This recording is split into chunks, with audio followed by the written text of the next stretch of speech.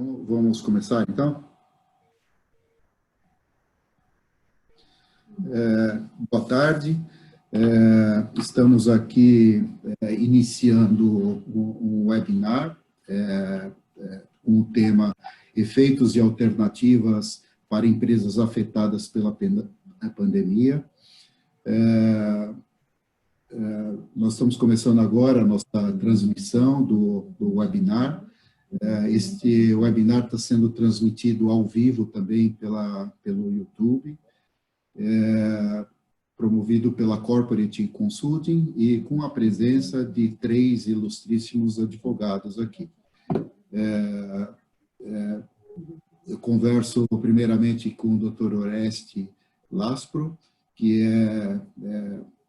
é sócio da Laspro Consultoria e Associados, é presidente da Comissão de Recuperação de Empresas e Falências da OAB São Paulo, é professor da Universidade de São Paulo. Estamos também com o Dr. Júlio Caramandel, da Advocacia Mandel, e com o Dr. Luiz Gustavo Bacelar, advogado, professor do INSPER.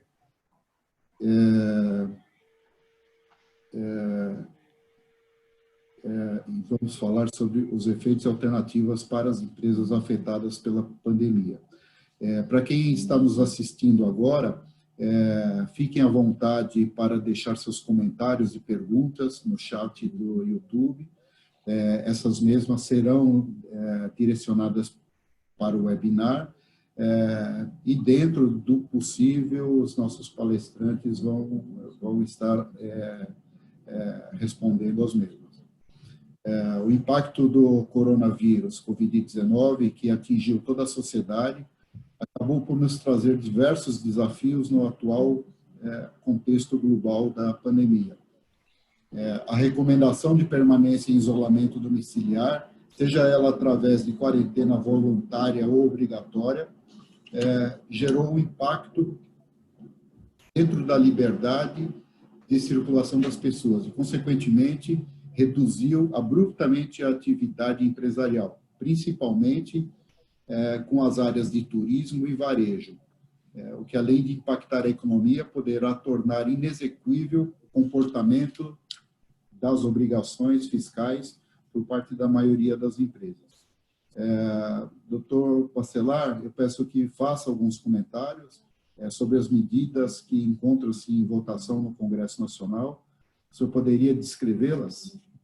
Claro. Inicialmente, Paiva, eu gostaria de lhe agradecer pelo gentil convite, aí cumprimentar os outros palestrantes, professor Orestes e o Dr. Júlio, advogados que estão nessa área desde o início da Lei de Recuperações. Até sempre cito o Júlio, que estudei muito no livro dele. Falar isso mais uma vez. Tenho até tá aqui ao meu lado aqui no escritório. Antes da gente entrar efetivamente no que fazer, como reestruturar as empresas, com as medidas já efetivadas, vou introduzir um pouco do que está acontecendo hoje em votação no Congresso Nacional.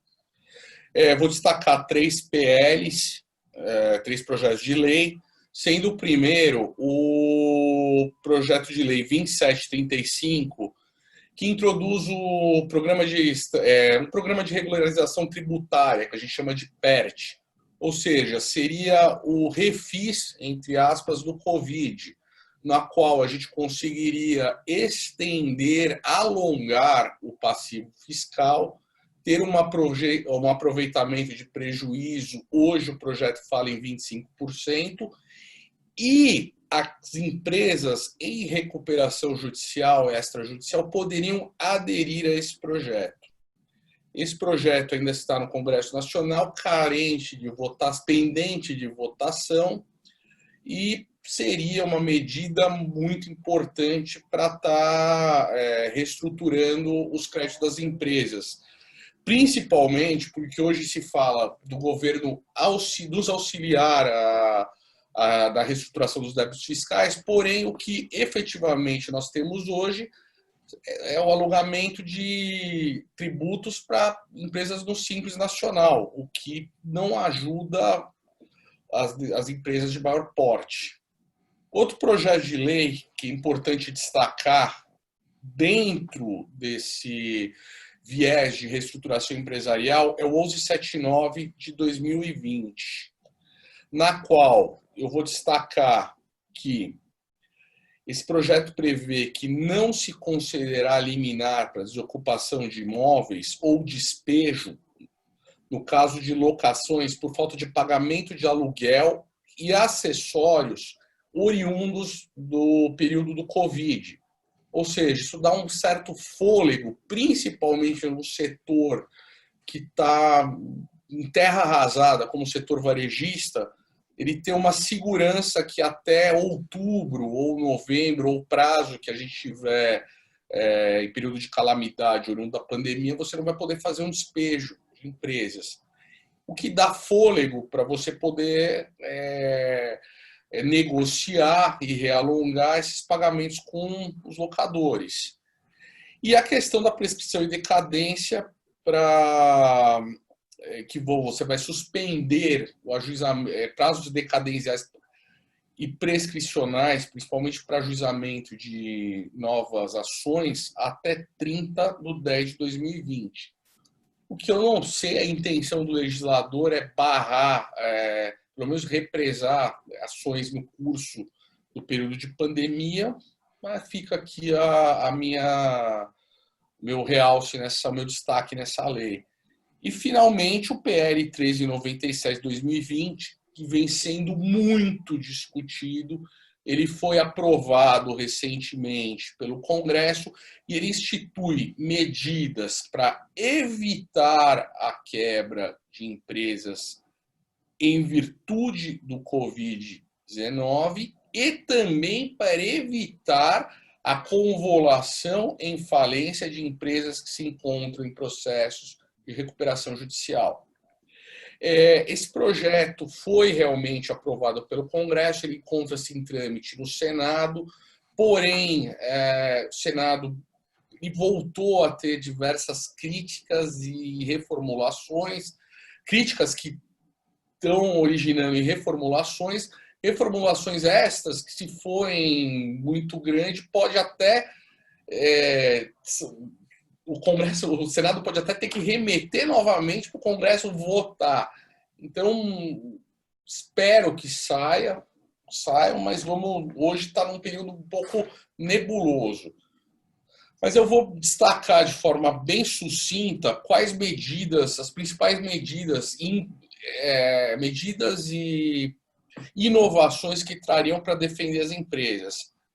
Acho que primeiro seria a questão da suspensão legal, que você poderia, por um período de 30 dias, negociar. Durante 30 dias, você poderia renegociar o passivo. Você teria 30 dias de stay period, ou seja, de carência, na qual os seus credores não poderiam ajuizar medidas para cobrar débitos.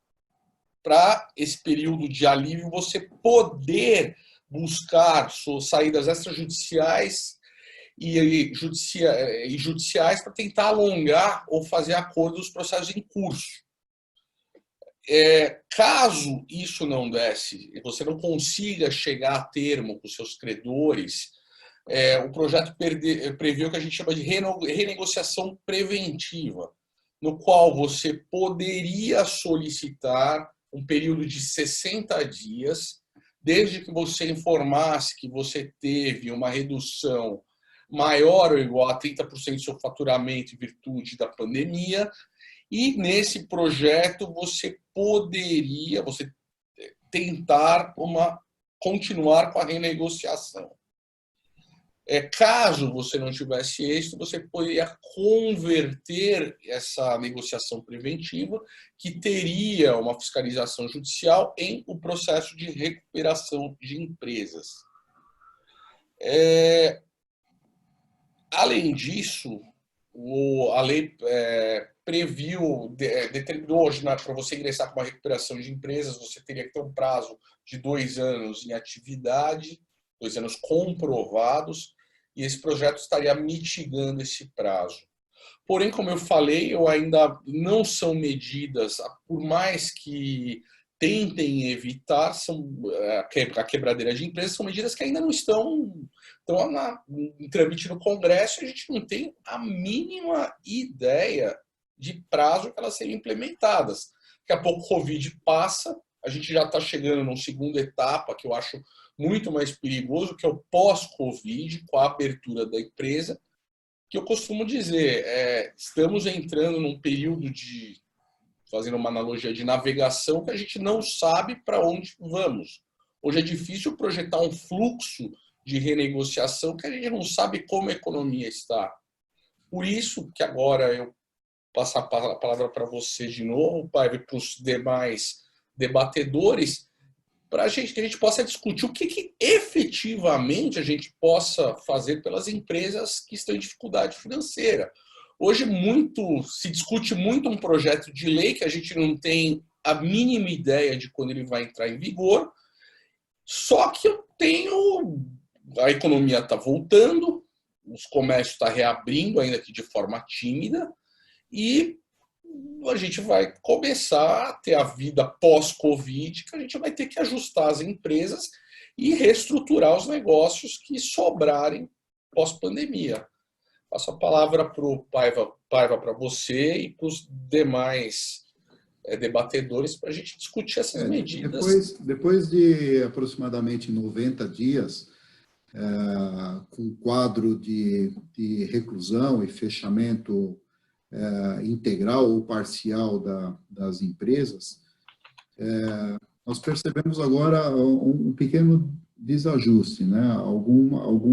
Algumas regiões com nível de abertura maior, outros ainda bastante restritos, mas o quadro que se encontra hoje é o quadro de uma terra devastada, né? Um comércio que entrou em colapso, o setor de bares e restaurantes, setor de turismo, enfim, diversos setores extremamente arrasados, sem perspectiva alguma de retomada desse negócio. As empresas com nível de endividamento altíssimo, sem conseguir fazer a rolagem do endividamento, porque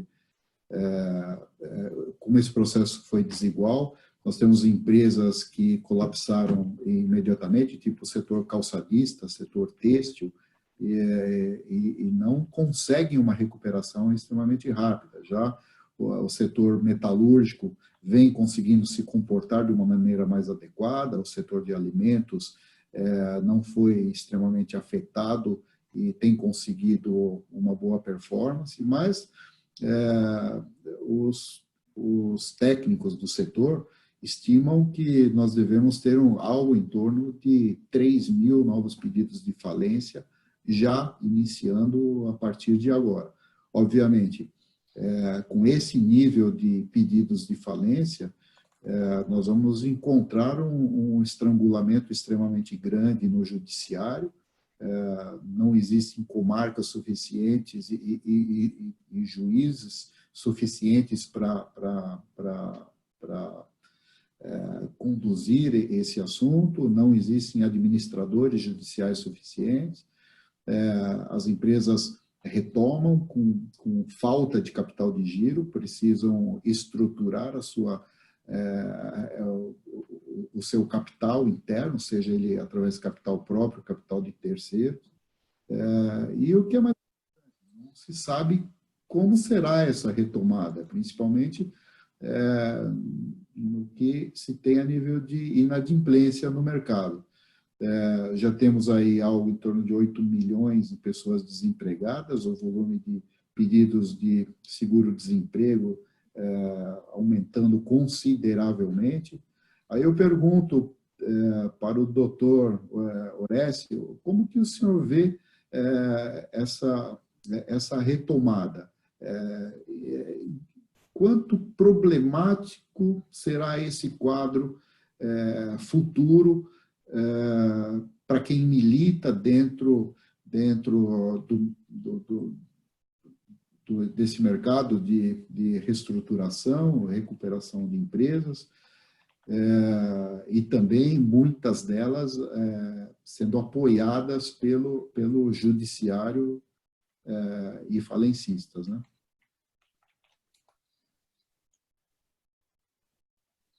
Está com o microfone fechado. Bom, acabei de abrir.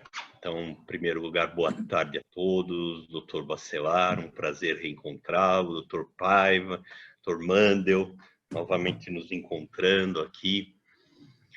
Veja,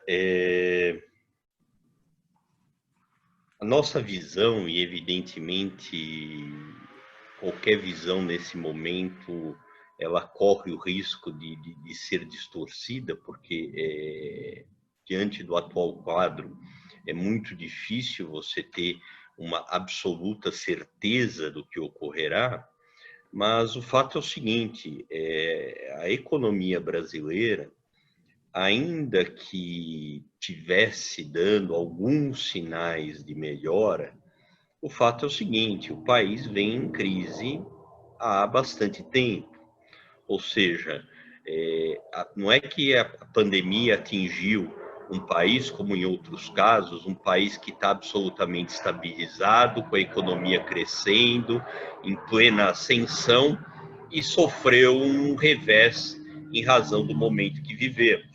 No caso do Brasil, já havia uma economia debilitada, com as empresas com extrema dificuldade, grandes setores do país estavam muito alavancados perante as instituições financeiras e foram atingidos por essa situação de pandemia e que levou a um isolamento, um bloqueio econômico, embora eu costume dizer que ocorreu na prática um isolamento social à brasileira, do mesmo modo que nós vemos os números que no caso das pessoas, não, é 50%, 55%, ora 45% o grau de isolamento, o mesmo acabou ocorrendo no setor industrial. De fato, nós tivemos determinados segmentos, o Dr. Paiva citou muito bem, o turismo, bar, restaurante, esses realmente foram impactados em 100%. Agora, ao contrário do que nós imaginávamos, muitos setores, e não estou falando nem daqueles essenciais, alimentos, muitos setores continuaram abertos, ainda que com uma produção menor, o que evidentemente reduziu o impacto da pandemia, principalmente porque a pergunta eu não diria nem de $1 milhão, mas sim de $1 bilhão, no nosso caso, quando que efetivamente nós vamos sair dessa situação. Ou seja, em razão dos conflitos existentes, é nítido que há um verdadeiro descompasso e uma falta absoluta de clareza de quais serão os próximos passos, o que ocorrerá no dia seguinte. Ou seja, não é são dezenas de exemplos que nós podemos dar de que foram tomadas medidas de início de abertura hoje e no dia seguinte elas foram reformuladas, ou se não, que se disse que ia ficar fechado e no dia seguinte optou-se por uma reabertura. E o fato é que nessas graves crises econômicas, como a que nós vivemos hoje, o papel do Estado é essencial. Mas o papel do Estado é essencial quando nós falamos no seguinte sentido. Ele deve se manifestar rapidamente em torno do quê? Por exemplo, tributos. E como foi dito bem pelo Gustavo, as medidas na área tributária foram muito módicas. Pequena e média empresa, um diferimento do pagamento. Em relação ao restante, nada se falou. Há projetos, mas nada resolvido. Financiamento intenso à economia, a legislação por hora aprovada, eu digo que é um financiamento do governo cortesia com chapéu alheio, porque ele quer dar o dinheiro e parte considerável do risco da operação é assumido pelas próprias instituições financeiras. Olha, elas são instituições privadas. elas não podem assumir o risco do governo. Tem que haver dinheiro público nesse tipo de situação, como ocorreu nos demais países. O grande medo que eu tenho, pai, por mais boa vontade que tenha, eu ressalto isso, é que o Estado, para tentar resolver a situação, ele queira intervir fortemente nas relações privadas. Isso ocorreu em outros países? Sim, mas de maneira absolutamente pontual. Suspender provisoriamente o pagamento de aluguéis ou impedir o despejo. Benefícios para manutenção de empregos, alguma ajuda econômica para as empresas para pagar seus funcionários, e para por aí.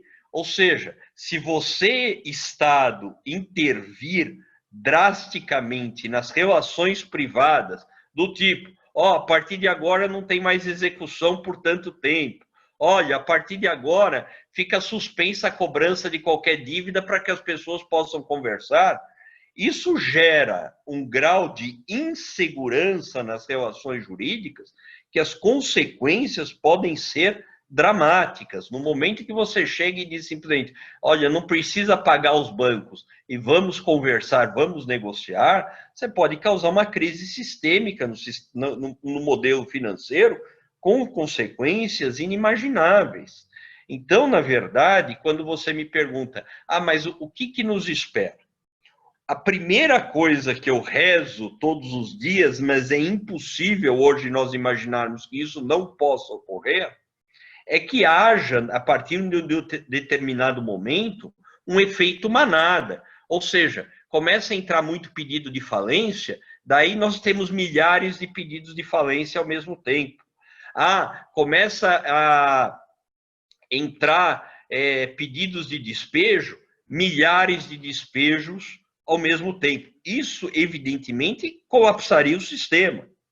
A nossa expectativa é que agora, com a retomada da economia, nós passemos a uma fase de negociações, mas de negociações sérias, negociações em que efetivamente nós devemos buscar o equilíbrio das relações jurídicas. E aí eu coloco um reparo, com todo o respeito do mundo, não me parece, com todo o respeito, que o ambiente natural para esse modelo de negociação seja o judiciário. Por uma razão muito simples. Porque se milhares de empresas se dirigirem ao judiciário para obter uma negociação compulsória das suas relações comerciais, o que vai acontecer simplesmente é, pela absoluta falta de estrutura do judiciário, os juízes, por mais que sejam verdadeiros heróis, os funcionários, etc., a medida vai ser distribuída hoje em audiência de conciliação daqui a 2 anos. O que vai acontecer? Suspende qualquer cobrança aguardando uma audiência de conciliação daqui a 2 anos? Quantos negociadores nós vamos ter à disposição do Estado e, portanto, com remunerações mais módicas para cuidar de dezenas de milhares de ações que venham a querer pedir suspensão de cobrança e tentativa de transação entre as partes? Na verdade, existem as câmaras de comércio, as câmaras de arbitragem, as câmaras de mediação, de conciliação, os órgãos que estão montados para isso. Eles não serão suficientes? Eu acredito que eles rapidamente vão conseguir se adaptar a essa nova realidade. Mas eu, de fato, ressaltando a sua pergunta, me parece que é fundamental, nesse momento, a abertura de canais de negociação, mas não por intervenção estatal, negociação direta das partes ou por meio de mediadores, de conciliadores. Agora, evidentemente, nas situações, e eu acredito que uma grande maioria será assim, os mecanismos de mediação, de conciliação não surtirem efeito, daí, evidentemente, não haverá alternativas às empresas, senão os pedidos. Se for uma situação pontual, as ações de revisão de contrato. E se forem em caráter geral, as recuperações judiciais. o grande problema que as empresas hoje devem estar enfrentando, e o doutor Gustavo Bacelar e o doutor Júlio Mandel devem estar sendo diariamente consultados a respeito desse tema, é uma pergunta que é de difícil resposta. Qual é o momento perfeito, ideal, para se pedir a recuperação judicial? Porque a partir do momento, evidentemente, que você não está tendo uma retomada da economia, evidentemente que ainda existem despesas correntes, ordinárias dessas empresas que não vêm sendo pagas. Se ela pedir recuperação judicial, há um corte. O que vier para frente é extraconcursal. Então, me parece que, por exemplo, neste momento do que nós estamos enxergando, estão entrando em recuperação ou empresas que já vinham numa crise e, portanto, a pandemia só jogou uma pedra em cima delas e elas agora têm que buscar a recuperação judicial, ou empresas que já confiam que obterão no mercado financiamentos, aportes, e elas precisam da recuperação judicial para que venham esses aportes num ambiente de extraconcursalidade. Tirando essas situações, me parece que o mercado hoje está acima, naquela fase, né, esperando o tempo passar para ver exatamente o que acontece.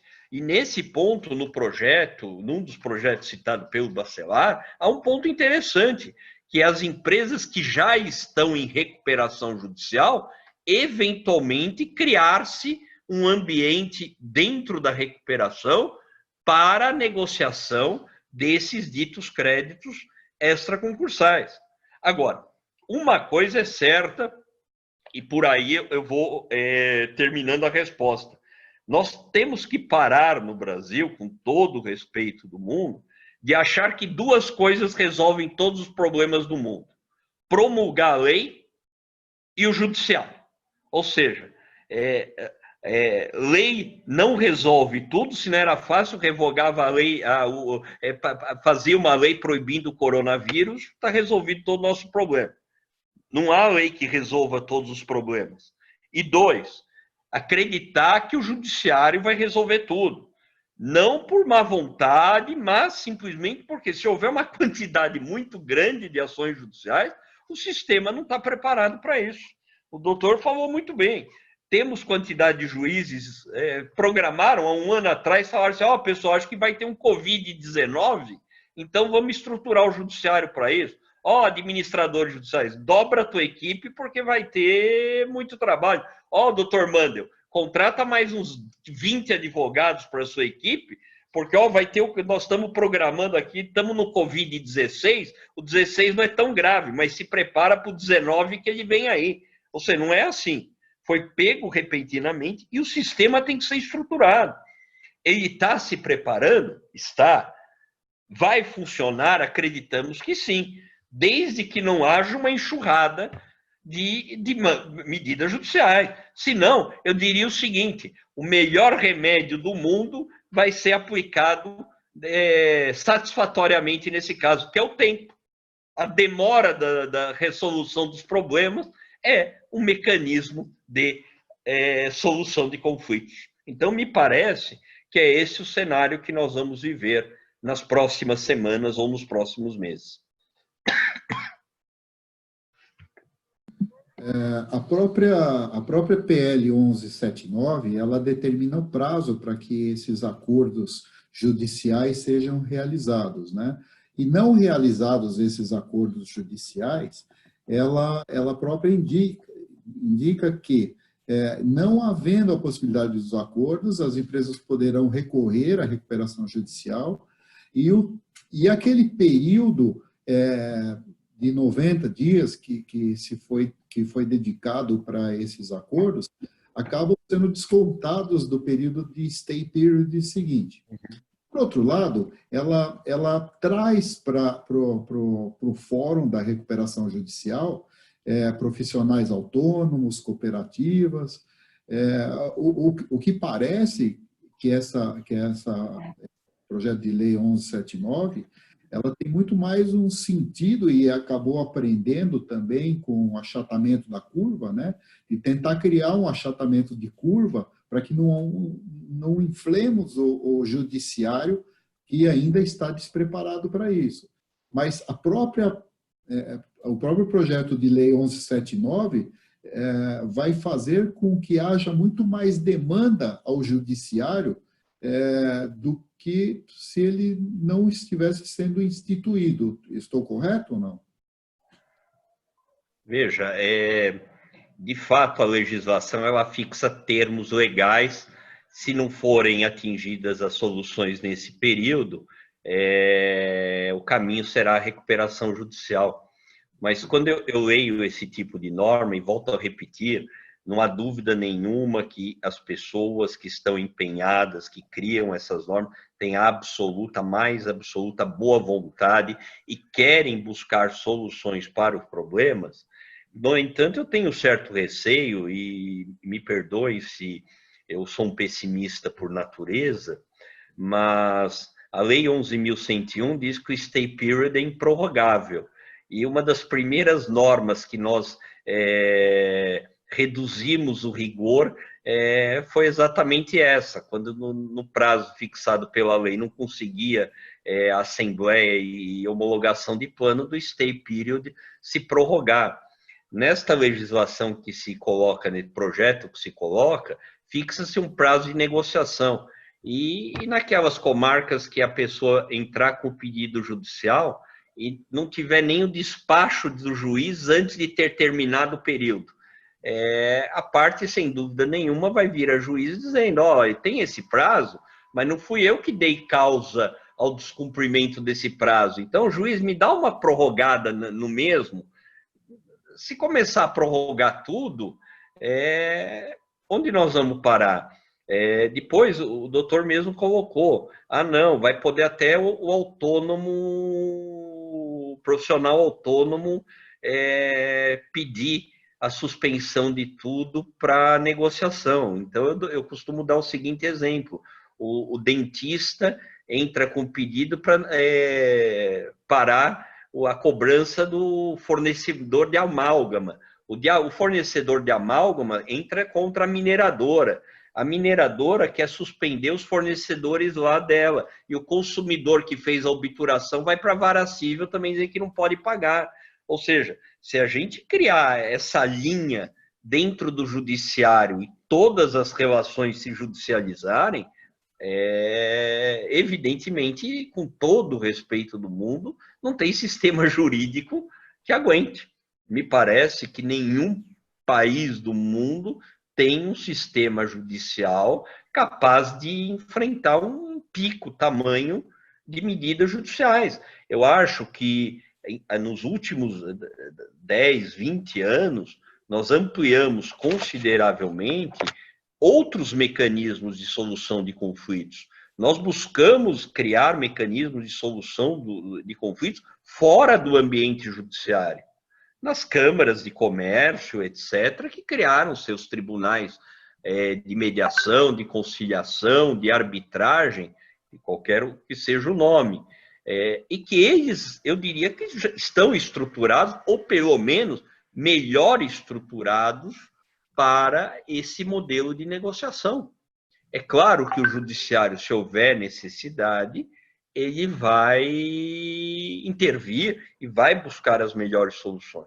Mas eu tenho, sinceramente, muito receio do efeito manada. Você, num determinado momento, o judiciário virou a panaceia ou o mecanismo de solução de todos os problemas do mundo. Então, esse é o meu grande receio. Não tenho dúvida nenhuma. Haverá uma quantidade grande de ações judiciais, de recuperação judicial, e vai se buscar em todas elas a melhor solução. Agora, evidentemente, se todos quiserem ir para o judiciário, nós não temos como suportar essa carga. Tá bom? É esse o grande receio. E você entrar numa situação de limbo. Eu fui para o judiciário, eu não tenho o que fazer agora. Mas o judiciário nem despachou a sua petição. Então suspende tudo. Como vão ficar as relações? Como vão ficar os bancos se uma infinita quantidade de pessoas simplesmente deixar de pagar porque ingressou em juízo e foram suspensas as cobranças? O sistema financeiro, ele é um sistema dinâmico. Ele não sei, você não pode dizer assim, ó, pessoal, congelou tudo, que como éramos criança, os mais jovens vão lembrar que é brincar de estátua, ó, pessoal, estátua. Todas as relações jurídicas estão suspensas até que o judiciário resolva todos os nossos problemas. Tá certo? Essa é a grande preocupação que nós temos. Com relação ao sistema financeiro, logo que a pandemia foi iniciada, imediatamente o sistema financeiro saiu do ar, paralisaram suas operações, e como todo mundo sabe, o sistema financeiro no Brasil, ele atende grandes corporações através das grandes instituições financeiras, né? E costuma-se dizer aqui, e o próprio Guedes fala, né, que o Brasil é um país de 220 milhões de pessoas que se submetem a 6 instituições financeiras, né? Mas, por outro lado, quem faz um papel extremamente importante no sentido de prover capital de giro a essas empresas que passam por processos de dificuldade, são os bancos de médio porte e os fundos de investimentos, os FDICs, né? A gente tem conversado muito com esse mercado, que tem colocado a situação de que, se não houver segurança jurídica para se trabalhar nesse mercado, esse mercado simplesmente vai desaparecer. Nós já tivemos aqui do ano de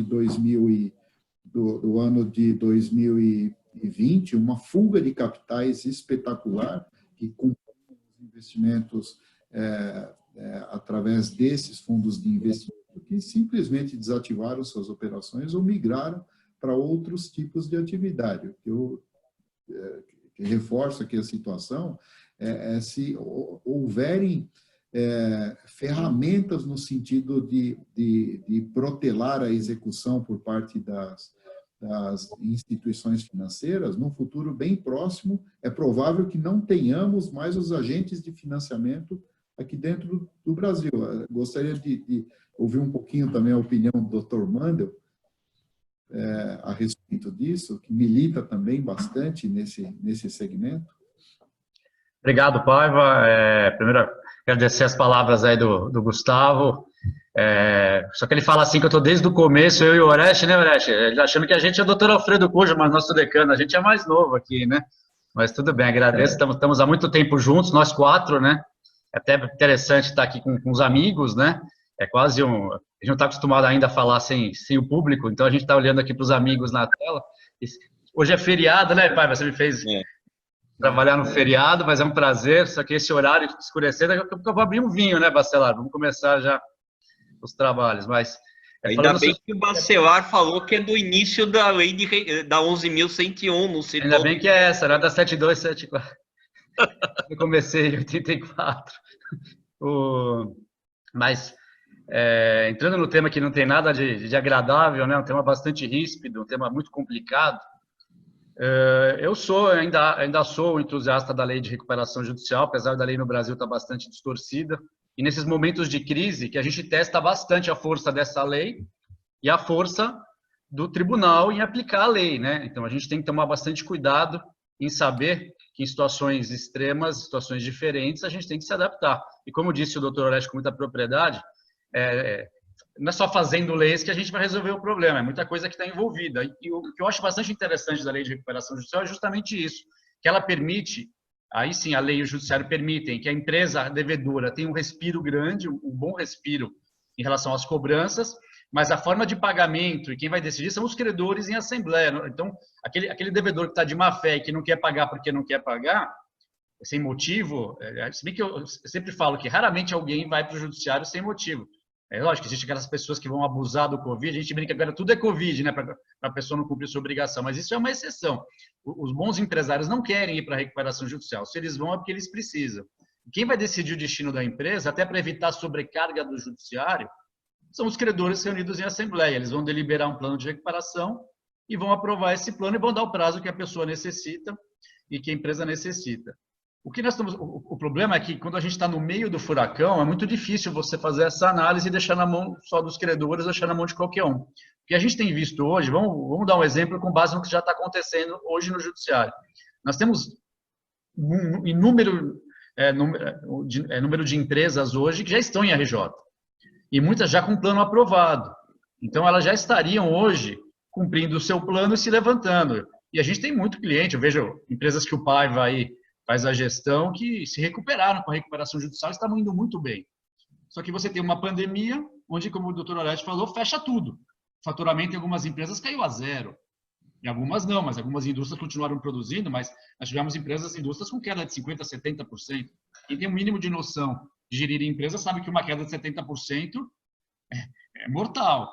Então, essas empresas, se você sabe que a queda é por um mês, você se programa. Se você sabe que é 2, o doutor Oreste também foi feliz de dar esse exemplo, porque a situação muda toda hora. E a economia não aceita esse tipo de coisa. A economia, os negócios, elas precisam de previsibilidade. Agora, imagine uma empresa que está com o seu plano aprovado, que o Paiva negociou com os credores e conseguiu 15 anos para pagar.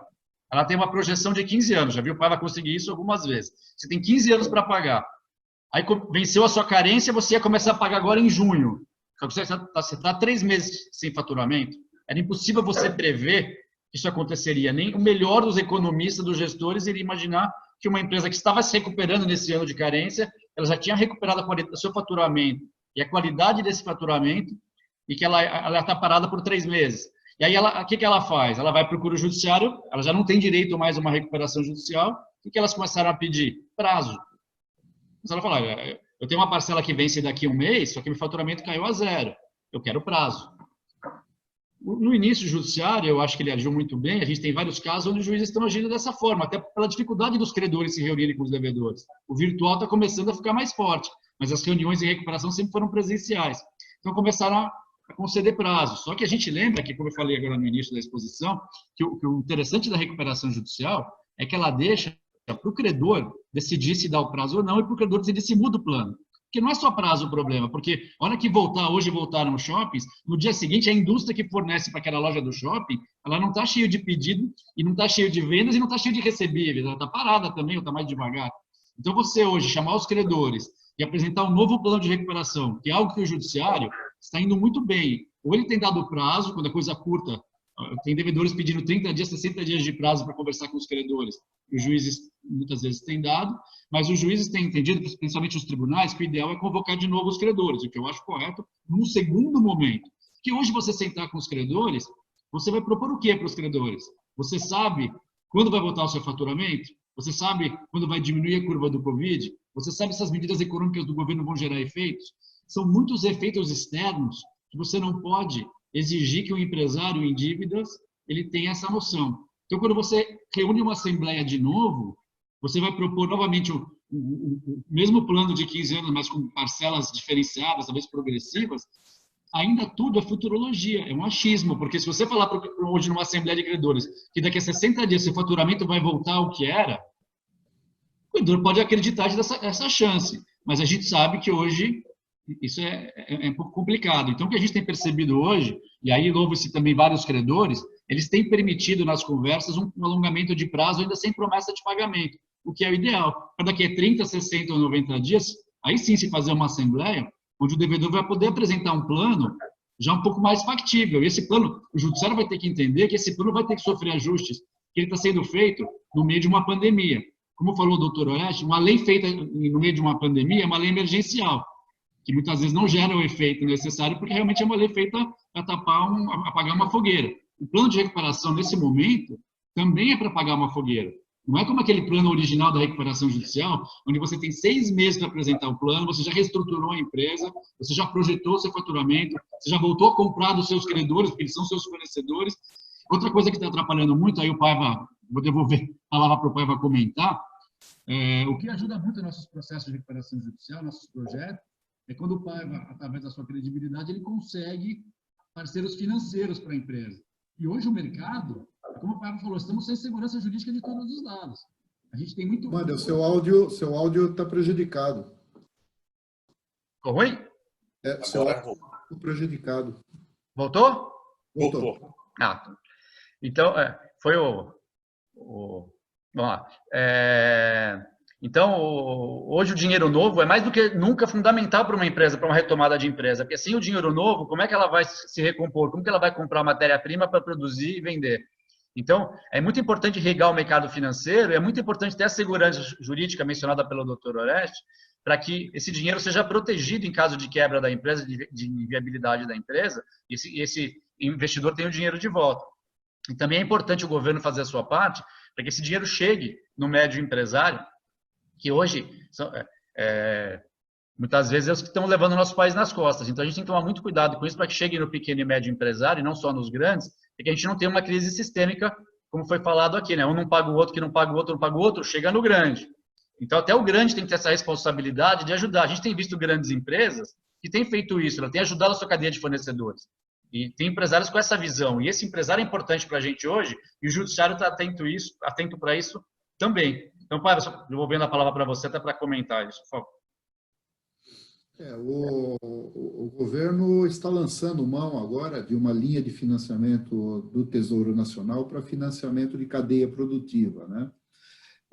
O fato é que o problema está em cima da mesa e ainda não existe regulamentação nenhuma para se operacionalizar essa linha de crédito. Obviamente, como foi dito aqui, as linhas para financiamento da crise não surtiram efeito nenhum, porque no primeiro momento o BNDES conduziu da mesma maneira, fazendo repasse de linhas de crédito para bancos conveniados que obviamente, aprovavam essas linhas segundo o critério do banco privado, porque o risco da não efetivamente é deles, né? Agora entrou, depois de 90 dias, entra a possibilidade de que 80% desse risco seja coberto através do fundo garantidor. Isso começou a ser operacionalizado aqui agora faz 48 horas. Com relação às linhas de crédito que entram na modalidade de capital extra concursal, obviamente o mercado está temerário com isso, né? Porque o empresário está com dificuldade, não se sabe para onde que o negócio dele vai migrar, não se sabe qual é o perfil. Então, imagina uma indústria têxtil que vendia para 600 mil clientes, localizados em pequenas lojas dentro de shoppings. Esses shoppings foram fechados, os corredores comerciais foram fechados, e as lojas desapareceram, né? Elas estão de porta fechada. Não se sabe se elas serão reabertas ou não, porque ninguém tem conhecimento de que esse pequeno varejista aguentou durante 60 ou 90 dias, honrando seus compromissos, esperando a economia reabrir, ou ele simplesmente esvaziou seus estoques, deixou a loja fechada e vai ressurgir num outro momento, num outro local. E essas estatísticas fogem também às estatísticas da recuperação judicial, porque o pequeno comerciante ele não recorre a uma recuperação judicial, dado o custo dessa operação para ele, né? E essas empresas, com todas essas dificuldades, agora na retomada, precisarão de volumes de capital extremamente intensivos, né? Para compra de matéria-prima, preparação dos seus produtos, a sustentabilidade de todo o ciclo produtivo, até que ele consiga se restabelecer comercialmente, né? E em que condições? Então, os bancos estão muito seletivos também com relação a isso, no sentido de averiguar qual é a capacidade de gestão que esse empresário tem para conseguir fazer com que esse recurso seja intensivamente aplicado de uma maneira extremamente eficaz dentro da companhia dele, e isso faça com que o negócio retome suas posições anteriores e a empresa volte a ser lucrativa e consiga adequar o seu passivo dentro de um fluxo e factível, dentro de um tempo razoável. Essa condição está extremamente complexa, ainda mais no ambiente de incerteza da legalidade jurídica para dar retaguarda a possíveis execuções, pedidos de falência, enfim. Doutor Bacelar, o senhor gostaria de fazer um comentário também? Hoje, o que a gente tem visto, o judiciário hoje está funcionando, do que esteja processos digitais, recuperações em curso. E pior, uma onda de se efetivar, precisamos fazer a assembleia no prazo de 150 dias da lei. Ok, está na lei. Está na lei realizada numa situação normal. Então, hoje, depois quero até escutar a opinião do Dr. Júlio, hoje eu tenho muitos casos, os magistrados precisam cumprir este prazo, vamos fazer assembleias virtuais. Só que, tudo bem, ok, fazer uma assembleia virtual é simples, um pouquinho mais sofisticado do que a gente está fazendo agora. Porém, como é que eu negocio os meus credores de forma virtual? Pior, eu tenho um caso, interior de Minas Gerais, produtores rurais, a cidade sequer possui acesso de banda 3G regular, e eu vou ter que fazer uma assembleia virtual, a cidade fechada pelo Covid, reabrindo agora, e eu tenho uma assembleia semana que vem. Como é que eu vou poder fazer uma assembleia de forma factível ou real, apresentar um plano tampão? Acho que também tem que ter uma sensibilidade para a gente aguardar o pós-Covid e verificar o que vai acontecer. Fazer uma assembleia só por fazer, mobilizar o judiciário e todos os credores, o administrador judicial, só para cumprir um determinado prazo, para apresentar um plano que a gente sabe que eu não tenho como projetar um fluxo de caixa para 6 meses. Eu não tenho, quiçá, projetar um plano de recuperação judicial para 10 anos. Eu gostaria de saber a opinião de todos os envolvidos aqui dessa... realizar a assembleia por realizar, vocês acham viável? Não sei, para mim, minha opinião seria prorrogar essas assembleias pelo menos para daqui a uns 3 meses. O maior especialista aqui em assembleias é o Dr. Oreste. Daqui a pouco eu vou passar a palavra para ele, porque ele é uma das pessoas que mais faz assembleia no Brasil hoje, e ele conduz as assembleias de uma forma impecável. Agora, eu nunca participei com o Dr. Oreste de uma assembleia virtual. Nós vamos fazer o teste em breve, provavelmente, do jeito que as coisas estão andando, em breve não escaparemos, né, Dr. Oreste, de uma assembleia virtual. Mas antes de passar a palavra para ele falar de assembleia, tem até uma dúvida aqui também, que pouco antes da assembleia, o pessoal da OAB Pedreira que trouxe aqui, é interessante, sobre a questão do stay period, né? Porque para quem não é do ramo, com esses termos em inglês ainda, a gente é do tempo do latim, mas esse stay period é aquele tempo de proteção que o doutor Bacelar falou em 150 dias para fazer a assembleia. A lei te dá 180 dias de proteção para que a assembleia seja feita dentro dos 180 dias. Eu acho, inclusive, que essa questão do stay period deveria deixar de existir. Porque quando a empresa tem recuperação judicial ou procura recuperação judicial, você tem 2 partes, os credores de um lado e o devedor do outro. Na verdade, são 2 partes, porque os credores vão decidir coletivamente. Ninguém pode sair da mesa. Então, quando você, por algum motivo que normalmente o devedor nem deu causa, como o Covid, ou como um atraso no judiciário, você faz a assembleia depois dos 180 dias, você permitir que o credor volte a ter o direito de cobrar, você tira o credor da mesa, você cria 2 classes de credores diferentes, aquele credor que foi colaborativo e está esperando resolver coletivamente, e aquele credor que foi agressivo e saiu executando a empresa. E a gente sabe que o destino dessas execuções, ou aprova o plano e a execução para, ou você não aprova o plano, a falência decretada e a execução para. Então, na verdade, entrou com recuperação judicial, em qualquer cenário, não deveria ser permitida a volta da execução individual. De jeito nenhum. Isso foi feito, a história disso aqui é aquela história que o Dr. Oreste lembrou bem, de você criar uma lei para resolver uma situação específica.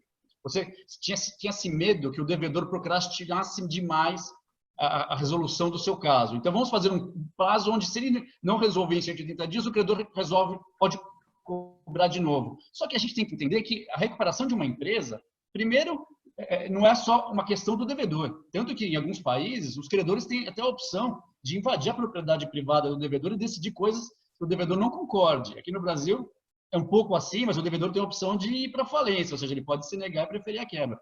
A empresa, ela gera empregos, ela gera impostos, ela gera divisas para os credores. Então, ela é uma unidade produtiva que transcende só a propriedade do empresário quando é uma empresa de maior porte.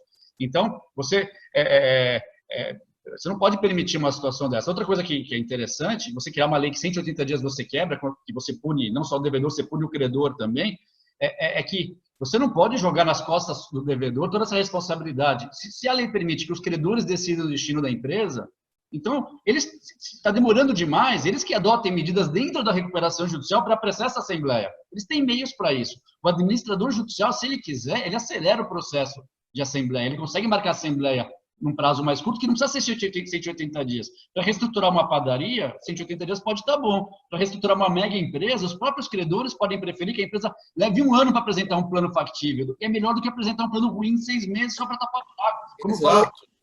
Como falou o Gustavo, o prazo é o de menos quando você joga com interesses maiores. Lógico, o pequeno credor depende daquilo, mas infelizmente aquela empresa já pediu recuperação judicial, o dano já está feito, ele já não recebeu. Agora é o rescaldo, é tentar fazer com que ele receba o maior possível. E como dizia o Dr. Manuel Justino, que é um ótimo debatedor e um ótimo autor, ele fala que em certos momentos a lei de recuperação de empresas é a lei de recuperação do crédito bancário. Então, a gente tem que se preocupar com o coletivo. É recuperar o crédito bancário, sim, recuperar o crédito do fornecedor, do trabalhista, do imposto e manter a unidade produtiva viva. Mas sem sair muito da pergunta, devolvo a palavra para o Dr. Oreste para ele falar um pouquinho das assembleias. É uma boa colocação, doutor. A questão da assembleia virtual, ela é bastante polêmica e novamente demonstra, com todo o respeito do mundo, uma tese que eu constantemente defendo, e o Dr. Mandel já deve ter me ouvido falar pelo menos uma centena de vezes. No Brasil, a gente adora ter o Instituto Milagreiro. Então, de repente, a gente pensa numa solução e ela passa a ser a solução de todos os problemas. Daqui a pouco vão estar propondo assembleia virtual para divórcio. Olha, talvez seja uma boa, hein? Todos os problemas do mundo serão resolvidos por assembleia virtual. Veja, numa recuperação judicial pequena, que esteja em andamento, ainda que tenha uma quantidade de credores razoável, mas seria uma quantidade de credores bem estruturado, mesmo que haja valores grandes, mas estejam concentrados em poucas pessoas, eu acredito que a assembleia virtual vai ser uma solução.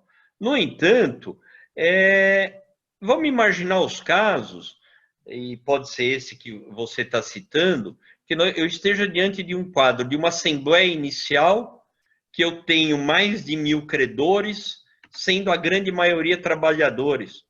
Qual é a legitimidade de uma assembleia virtual em um ambiente que grande parte desses credores não vai ter acesso nenhum à internet? Ou seja, nós temos recuperação que a própria sede da empresa não pega o celular, que os trabalhadores são rurícolas. Como que eu faço uma assembleia de credores? Tudo bem, se eu tiver uma sinalização, são 2.000 trabalhadores, estarão todos representados pelo sindicato. Ótimo, então o sindicato ele vai poder se manifestar. Caso contrário, nós temos que buscar outras soluções, as mais ortodoxas possíveis, já que a assembleia virtual nem está presente no sistema.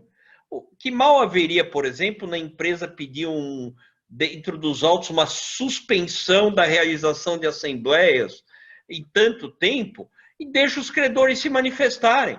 Eles não iam aprovar ou rejeitar por maioria na assembleia? Dá 30 dias de direito de manifestação, eu vejo quem foi contra, quem foi a favor e resolvo o problema. inúmeras soluções, eu admiro, vamos tentar buscar. Agora, a Assembleia Virtual, com todo respeito, ela não é solução para tudo. Nós já fizemos algumas, mas fizemos, graças a Deus, buscando ponderação.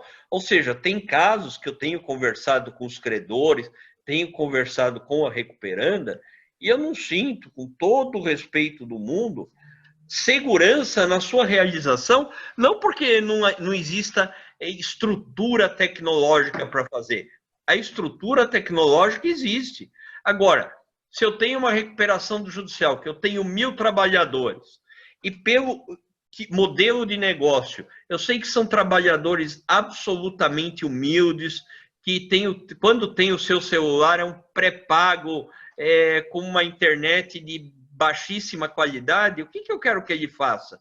Agora ele vai no shopping center tentar pegar o Wi-Fi do shopping, encosta num bar que tem Wi-Fi, ou seja, vai em sentido contrário a tudo. Outro detalhe, que até agora confesso que todo mundo que me deu a solução teve aquele papel criativo, ou seja, criou uma lei. A pessoa tem direito de comparecer na hora na Assembleia. Como que ela se habilita para uma Assembleia virtual? Eu fixo, não, você tem que agora se habilitar antes, então eu mudei a lei. Então, evidentemente, o Congresso Nacional, quando editou a 11.101, evidentemente ela não teve o cuidado de consultar a mãe de Ná e achar que 15 anos depois ia ter um tal de Covid e a gente tinha que pensar em Assembleia Virtual. Muito bem, vamos nos adaptar? Vamos. Dentro de certos critérios, ou seja, nós não podemos, a pretexto de correr com a recuperação judicial, nós criarmos um ambiente de injustiça, de insegurança jurídica, muitas vezes, ou no mais das vezes, por mais coitado, o mais fragilizado numa recuperação judicial, que é o trabalhador. Então, nós estamos realizando, eu agradeço a gentileza do Dr. Mandel dizer que nós temos algumas assembleias que procuramos trabalhar, se Deus quiser, da melhor forma possível, mas eu sou muito reservado no que se refere à Assembleia Virtual. Estamos fazendo, mas estou procurando fazê-la dentro de situações extremamente particulares. Como regra geral para a solução de todos os problemas, eu sou extremamente cético na capacidade da Assembleia Virtual atingir esse resultado. Então, me parece que é essa, e tenho visto que realmente a maioria está tendo um certo cuidado na designação dessas assembleias. Bom? Senhores, estamos atingindo já 1 hora de conversa, estamos com o nosso, chegando no limite aí do nosso prazo. Estamos aguardando perguntas também de pessoas que estejam assistindo esse webinar. Enquanto elas não chegam, gostaria de pedir as considerações finais de cada um de vocês, para que a gente possa encerrar dentro da previsão de horário. Começar pelo mais jovens, Bacelar. Doutor Bacelar, fala. Inicialmente, acho, dentro dessa situação que a gente tem colocado, e assim, como foi muito bem colocado pelo Dr. Orestes, não adianta a gente querer solucionar, inovar. A lei existe, o judiciário existe, a gente tem um Código de Processo Civil bem estabelecido, que funciona. Não adianta vir com soluções milagrosas ou também querer utilizar institutos de forma aleatória. Eu já, em outros webinars, outras até palestras, e escrevi isso, inclusive. Eu lembro que no começo do Covid, todo mundo, fato príncipe, Covid, caso fortuito, força maior, vou pegar todos os institutos de processo civil. Eu lembro bem, na minha aula de mestrado com a professora Rudalvin, em princípios de direito civil, ele bem colocava, os princípios de direito civil são para utilizar caso a caso. Eles não são uma chave mestra para você descumprir a obrigação. E o primeiro congresso da OAB, realizado agora em webinar, até organizado pelo professor Orestes, com a presença do Júlio, o desembargador Pereira Calças colocou a posição do judiciário que institutos de direito civil devem ser utilizados caso a caso, e desde que se verifique que o contrato, que a obrigação, ficou muito desproporcional caso a caso. Por isso, houve uma onda uma onda até midiática. Empresa tal conseguiu, empresa X conseguiu prorrogar, empresa Y conseguiu fazer. E decisões que, até sem criticar de maneira alguma o Poder Judiciário, talvez como magistrado tivesse seguido a mesma linha, decisões foram reformadas. E isso acabou tendo um acúmulo de pedidos e pedidos até reformados que poderiam ter sido evitados com uma negociação caso a caso, parte a parte. Entendo que agora, nesse momento pós-Covid, a gente tenha que buscar, não sei de que maneira, até porque a gente está com restrições de limitação de circulação, mas buscar uma negociação com as partes para tentar prorrogar e adequar o fluxo de caixa. Mas um fluxo de caixa limitado a poucas semanas. Não sei o que você acha nesse sentido, Paiva. Você que o fluxo de caixa sempre está bem monitorado por você. Microfone.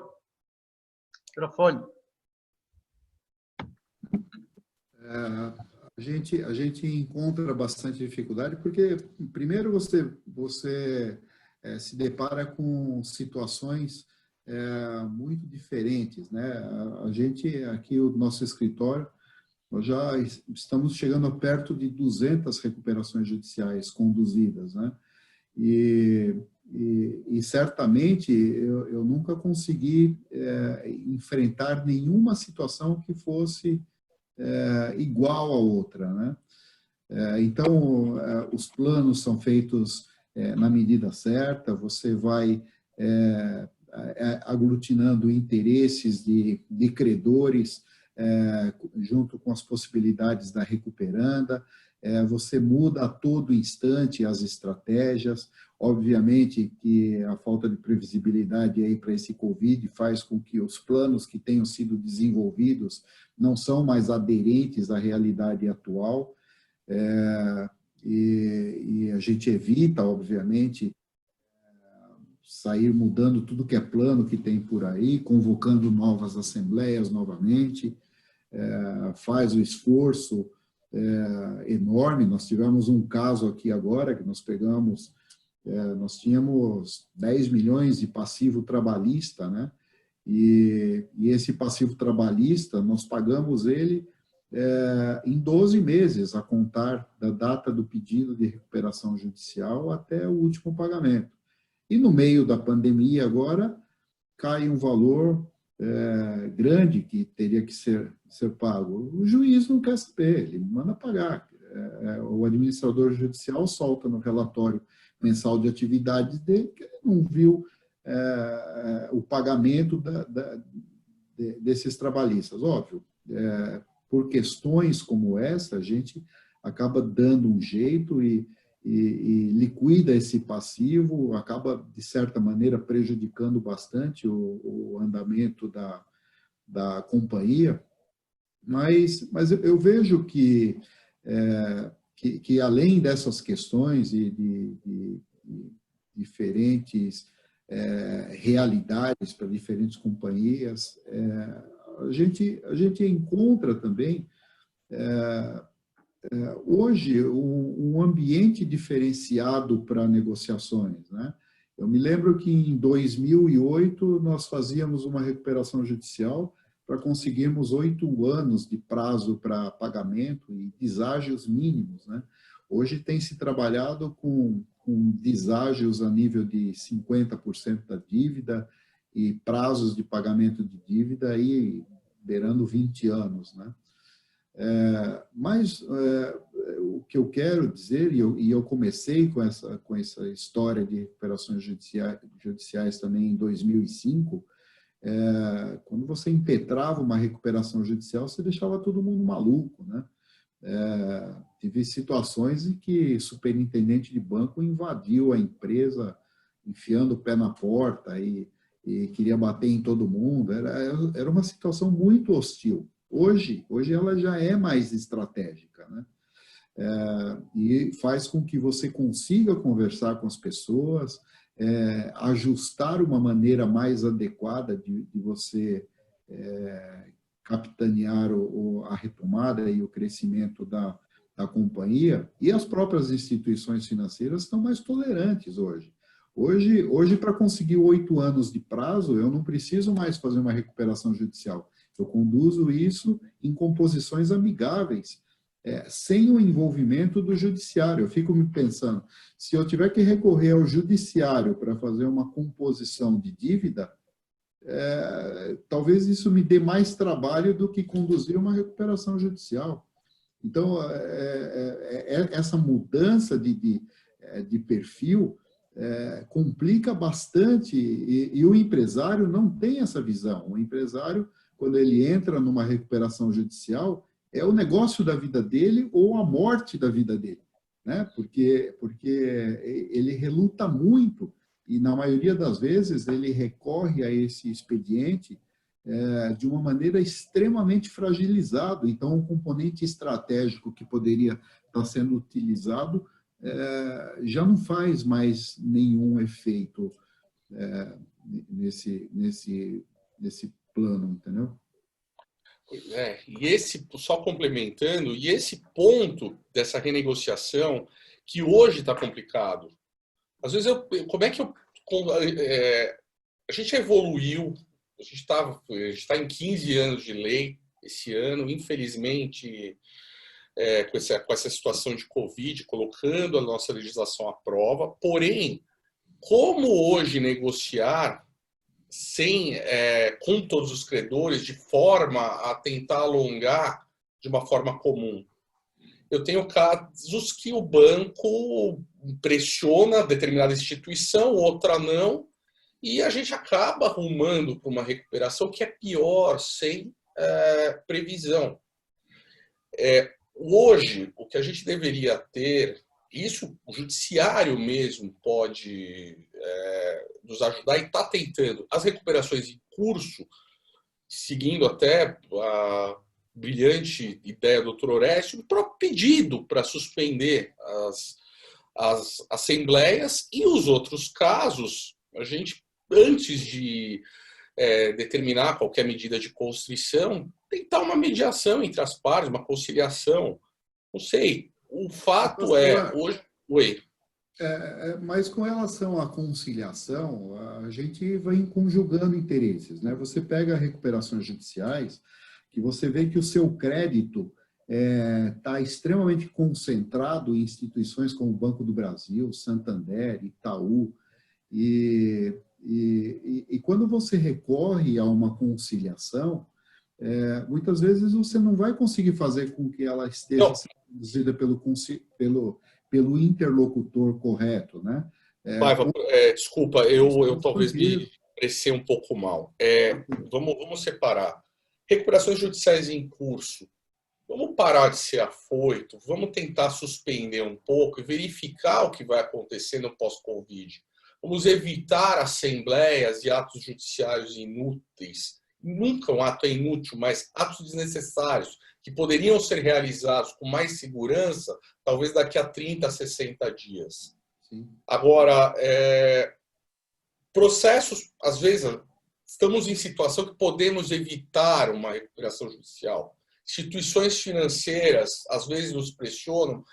Se você não fizer a negociação da forma que eu quero, eu ajuizo uma ação, vou executar seu título, vou protestar, vou fazer. Tudo bem, ele está no direito dele, mas que pelo menos exista talvez uma sensibilidade de antes de determinar um bloqueio numa conta corrente da empresa e paralisar uma atividade por conta disso, as partes tentarem se mediar para chegar numa composição. Estou no campo das ideias, estou aqui talvez filosofando, mas dentro de um período de crise, são medidas que podem ser efetivadas pelo magistrado e que a gente não dependa de congresso, de aprovação de projetos de lei que chegariam na mesma situação prática.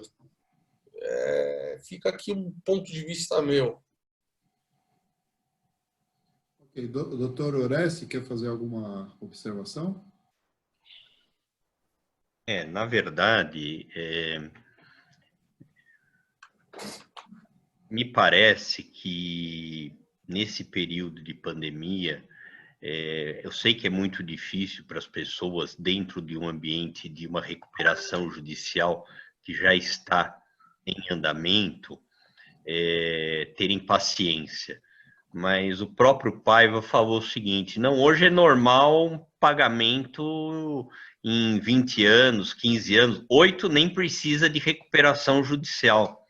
Ora, se os grandes credores sabem que os problemas serão, ou o pagamento ocorrerá em tão longo prazo, o que custa esperar, como foi bem dito pelo Gustavo Bacelar, esperar mais 30, 60 dias?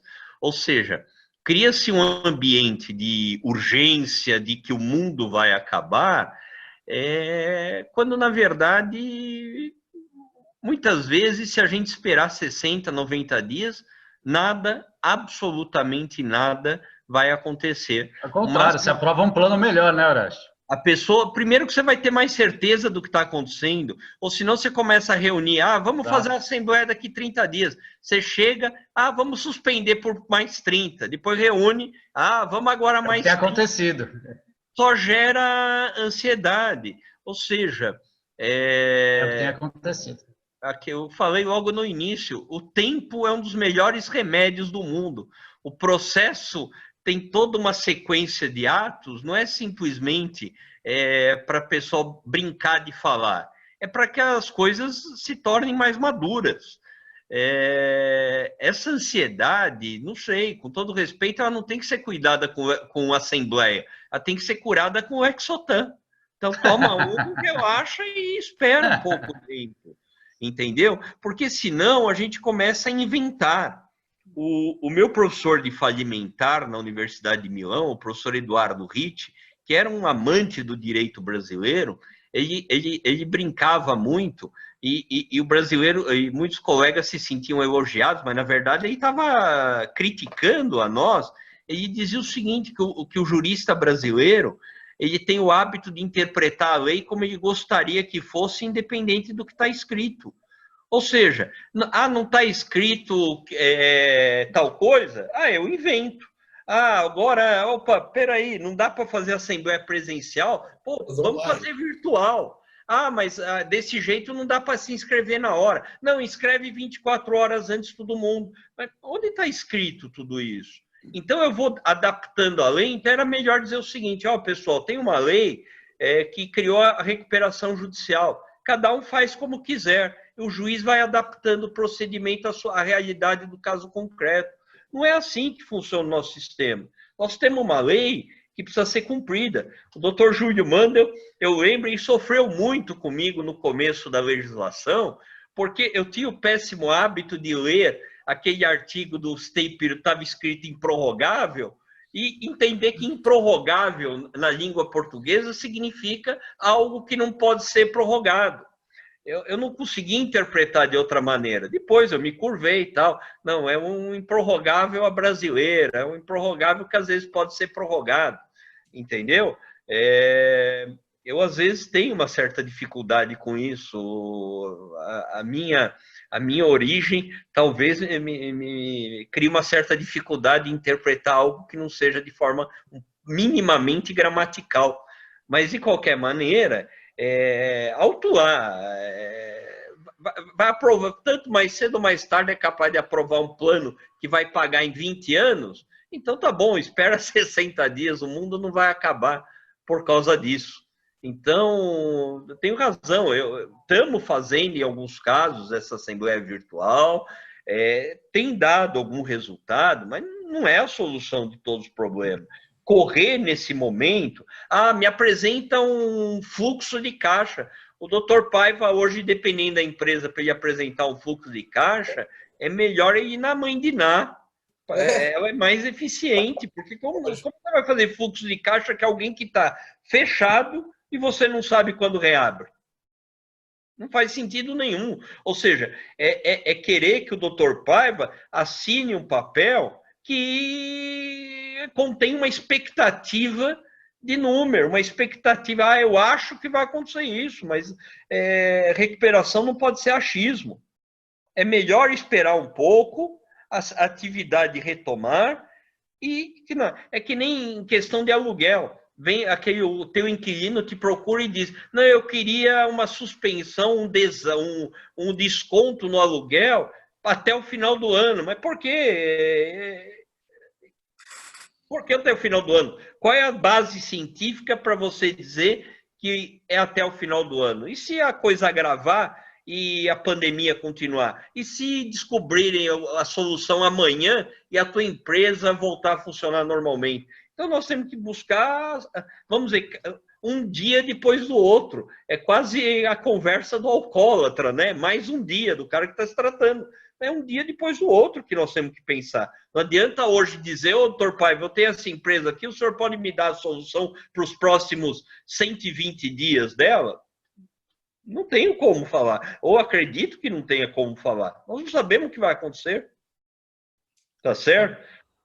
O que acontece dentro de uma companhia é que as coisas são previsíveis, né? A indústria do setor têxtil, ela tem um parâmetro de rentabilidade, da margem de contribuição, a indústria de autopeças tem outro, o que acontece dentro de um ambiente que nós chamamos de turnaround é como que nós conseguimos remodelar uma empresa para que ela seja reinventada e busque níveis de rentabilidade suficiente para pagamento de suas contas e para pagamento do passivo que ficou para trás em determinadas condições, né? É uma tarefa muito árdua, muito difícil, mas não existe outra maneira, né? Se uma empresa que vinha tendo resultados prejudicados por anos e anos consecutivos, e ela entra num ambiente de recuperação judicial e que consiga 10, 20, 30 anos, cut-off na dívida e níveis de correção dessa dívida mais adequados, mas se a rentabilidade dos seus negócios não ressurgirem a partir desse momento de corte, é inevitável que em um determinado momento ela não consiga mais pagar essas dívidas, né? Isso é uma situação que nós estamos enfrentando hoje. Essa dúvida é muito latente para os empresários, até porque se o empresário não sabe qual é o caminho seguinte para o negócio dele, até assumir a responsabilidade de uma recuperação judicial pode ser temerário, né? Talvez não seja o melhor momento dele fixar um contrato de inovação dessa dívida se ele não sabe como que ele vai fazer a inovação da receita dele, né? Senhores, nós estamos chegando aqui no final aqui do nosso período, nós não temos perguntas. Eu gostaria de saber se existe mais alguma consideração por parte dos ilustres palestrantes. Eu queria dar o boa noite, né? Uhum. Te agradecer, Paiva, pelo convite. Foi muito bacana estar com meus amigos aqui, o Bacelar e o Láspero, e aprendi bastante. A gente aqui vem para expor, mas a gente aprende também conversando, todo mundo sai com ideias novas, a gente sempre abre mais a mente. E só para encerrar a consideração final, é o que a gente falou de economia, na verdade, é muito importante a economia. Então, a economia não pode aceitar desaforo. Então, quando você cria uma lei que você afronta a economia, ela não funciona. Do mesmo jeito que quando você cria um stay period absurdo e fala que ele é improrrogável, quando na verdade o objetivo do legislador era preservar as empresas, e você quer colocar uma coisa no meio de fazer um desaforo, é improrrogável, de querer dar uma de drone, isso não funciona.